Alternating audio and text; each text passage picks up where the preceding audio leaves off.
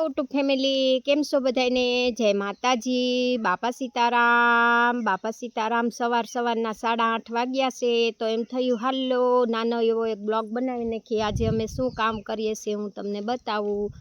તો હાલો જાય.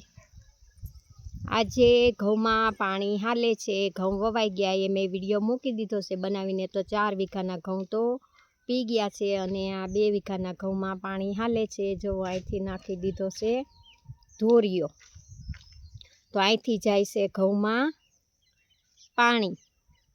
જો તો હવે ક્યાંથી પાણી આવે ને એ આપણે જોઈએ. હાલો તો જો અહીંયાથી પાણી જાય છે ધોરિયામાં. ઘઉંનું પાણ ચાલુ થઈ ગયું છે, પહેલું પાણ પાયું છે.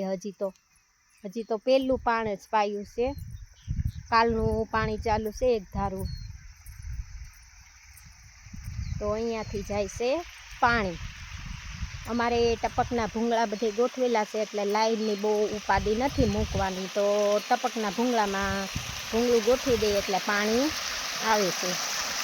તો જો અહીંયાથી આવે છે પાણી, અહીંયાથી જાય છે પાણી.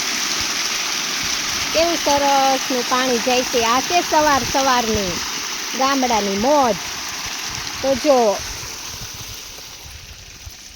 અહીંથી જાય છે પાણી, પછી લંબાવી દીધું છે ભૂંગળું.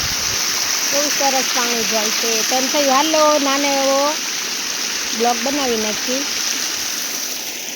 અહીંથી જાય છે ઘઉંમાં પાણી અને આ ઘઉં બધા પી ગયા છે. ચાલુ છે પાણી, કાલનું પાણી ચાલુ છે, પહેલું પાણ છે. અને આ બાજુ હજી ઘઉં વાવવાના બાકી છે. આ બાજુ ઘઉં હજી બાકી છે જો વાવવાના. આજે આવે કે પછી કાલે ઘઉં વાવવા આવે ખબર નથી, પણ હજી આ 8 વીઘાના ઘઉં બાકી છે વાવવાના. અને ભીંડો પણ વવાઈ ગયો છે, શાકભાજી પણ વવાઈ ગઈ છે. શાકભાજીમાં તો પાણીની બહુ ઉપાદી નથી, કેમ કે એમાં ગોઠવેલી છે ટપક ગોઠવેલી છે એટલે એમાં કાંઈ બહુ પાણી પાવાનું ઉપાદી નથી. તો એમ થયું હાલો. જો આ છે સવારની રોનક. સૂરજ દાદા કેવા સરસના ખીલી ગયા છે. જો ગામડાનું વાતાવરણ એકદમ શાંત. સવારનું તો એમાં એકદમ શાંત હોય ગામડાનું વાતાવરણ, કેમ કે એકદમ શાંતિ હોય. સવારમાં પવન ન ઉડ્યો હોય એટલે ગામડાનું વાતાવરણ થોડુંક વધારે શાંત હોય. અને ગામડાનું વાતાવરણ એવું છે ને, માણસો બીમાર હોય ને તોય શાંતિથી બેસે ને તો પણ એને સારું થઈ જાય હવાથી, કેમ કે એને દવાની જરૂર પડતી નથી. ગામડામાં એકદમ ચોખ્ખું શુદ્ધ વાતાવરણ હોય, શાંત એકદમ. નહીં ઘોંઘાટ કે નહીં પછી કાંઈ અવાજ, એટલે એકદમ શાંત વાતાવરણ થઈ જાય. તો સામે ખેડૂને રસિકભાઈ બે પાણી વાળે છે. જો કાલના પાણી વાળે છે. પાણી થઈ ગયું છે ચાલુ. પેલું પાણ તો નીકળી ગયું છે એટલે હવે હમણાં કાંઈ ઉપાદી નથી. પણ ઝાઝી જમીન હોય એટલે કાંઈ નવરા તો થાય જ નહીં, કેમ કે વાહો પાણી ચાલુ જ હોય. આ વાડીમાંથી આ વાડીમાં, આ વાડીમાંથી આ વાડીમાં. તો ઉપલી આંકડી પી ગઈ છે. જો આ ઉપલી આંકડી પી ગઈ છે અને નીચલી આંકડીમાં પાણી જાય છે. તો વહેલી લાઈટ આવે અમારે, ફૂલ લાઈટ. વાડીમાં તો ડીમ ફૂલ લાઈટનું હોય એટલે વહેલી લાઈટ આવી ગઈ છે. તો વહેલા પાણી વાળવા ચડી ગયા છે. તો જો પાણી વાળે છે અને ઉપલી આંકડી પી ગઈ છે, હેઠલી આંકડી બાકી છે. હું તમને બતાવું. આ આંકડી પી ગઈ છે જો, અને આ આંકડી હજી બાકી છે.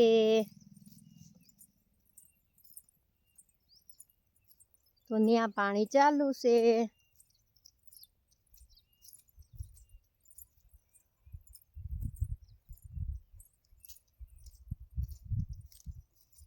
સવારનું વાતાવરણ વાડીનું, અને આ બધું હજી ઉગશે ને તો એવી સરસ વાડી લાગશે. હરિયાળી વાડી લાગશે. આ આંકડી બાકી છે જો પીવરાવે જ છે. પાણી તો ચાલુ જ છે. આ બધી બાકી છે અને આ બધી પી ગઈ છે. આ બધું કોરું છે, ઓલી બાજુ ચાલુ છે પાણી. કેમ કે ઉપલી આંકડી પીવે પછી એટલી આંકડીમાં પાણી જાય ને, તો જો આ ઉપલી આંકડી આખી પી ગઈ છે, એટલી આંકડી બાકી છે. તો આપણે જઈએ છીએ પાણી હાલે ન્યા.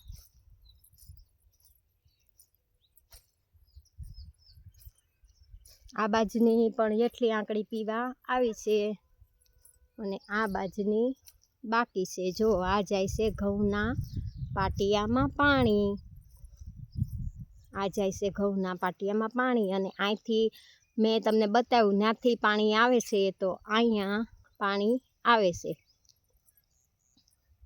આખો રાઉન્ડ માર્યો છે પાણી અહીંયા, ત્યારે અહીંયા પાણી પોગ્યું છે. જો તો આ જાય છે ઘઉંના પાટિયામાં પાણી.